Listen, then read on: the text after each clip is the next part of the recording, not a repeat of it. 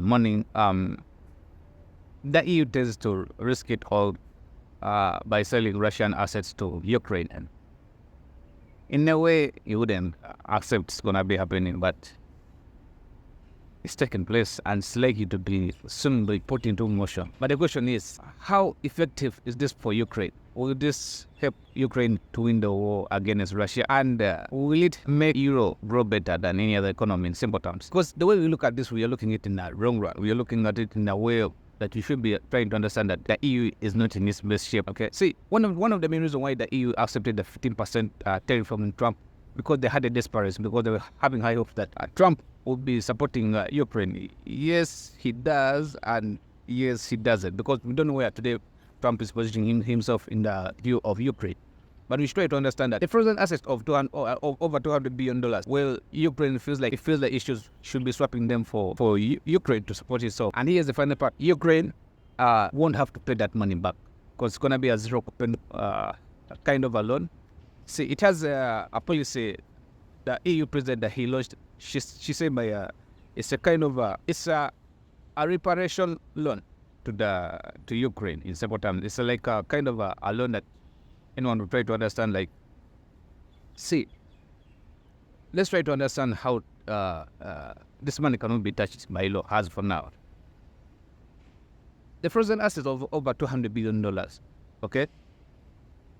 And this is the amount of money we should try to understand, that it's not like just simple money, or like it can be legally touched. No, it shouldn't, because the moment such kind of money is touched, it's gonna kill the investment confidence all from any Soviet nation to be keeping its money or its assets in the Eurozone in simple terms. Because if you try to understand, if I give you money and you should give me your money and I try to save your money just for you, and I come up one early morning and that money is nowhere to be seen, and I'll be like, yeah, you have been fighting so and so, so we use your money for so and so. Your other friend who saw me is saving your money, I don't think he will be trusting me to be keeping your money with me in simple terms. You should try to understand that if EU comes up with such a move, okay, of selling Russian assets, it's risking the euro. Actually, it's really highly risking the euro, because everyone won't be confident to be buying the EU bonds, especially foreign investors. Imagine your nation starts having a war with the EU, and you're having those kind of assets in the EU, and you find them kind of frozen and again sold. Frozen is understandable, but again sold to another third party against you in some moments. This leaves skepticism and leaves a kind of a behavior that everyone will be like, this isn't the right move in several terms, because today's EU's economy is expected just struggling to grow by almost 1.1% via its GDP just of 2025. If you think that's great for the EU economy, 1.1%, just look at this productive sector. Today, countries like Mercedes, Volkswagen are fighting hard just to survive. Actually, they are cutting off employees. Productivity is falling low. Industrial growth is highly declining. If you ask me personally, we should try to understand that today the EU is facing almost a 50% tariffs and a 0 tariff from the US goods. In the long run, it's going to make the EU to be a consumer without productivity, without earning money. Simple terms, it will create more consumers than productivity layers. So if you try to get my point.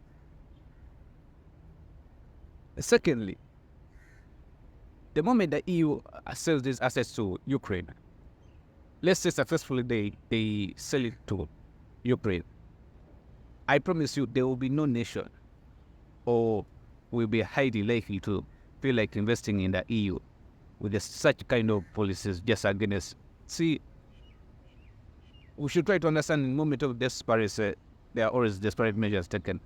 But most of the time, such desperate measures taken, for the most part, are kind of a short life taken. If you ask me about this idea and how I look at it, it's a short-sighted idea, because in the long run, it's going to affect the EU. In the long run, it's going to affect the EU, because if you look at today's EU productivity, it depends more on Russia than anything. Okay? And everybody's very, if you look at all the sanctions that have been applied to Russia in the first place since 2022, the invasion of Ukraine, none of these sanctions have stopped Russia from growing. In fact, Russia has grown by almost 2% GDP more than the EU and the US in simple terms. This keeps a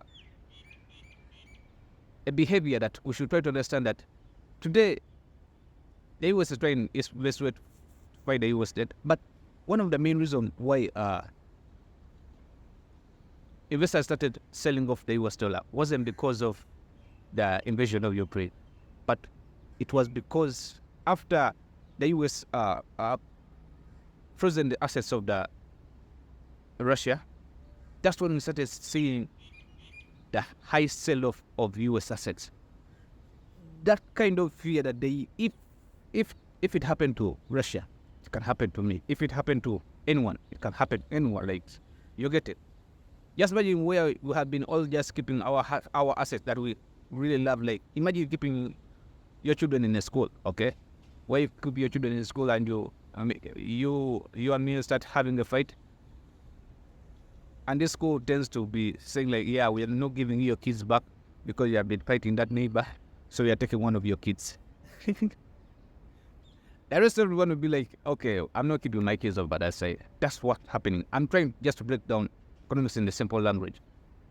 But we should try to understand that such a behaviors, one of the biggest reasons why the EU is leaning behind and setting behind in simple terms, we should try to understand 2 or 3 things in simple terms. We should try to understand that the EU isn't just a nation. This is a nation with almost the second power currency. It's risking its supremacy for Ukraine. It's risking its standing position for Ukraine. If you ask me how would such a move affect EU, affect it a lot. Like seriously, just imagine.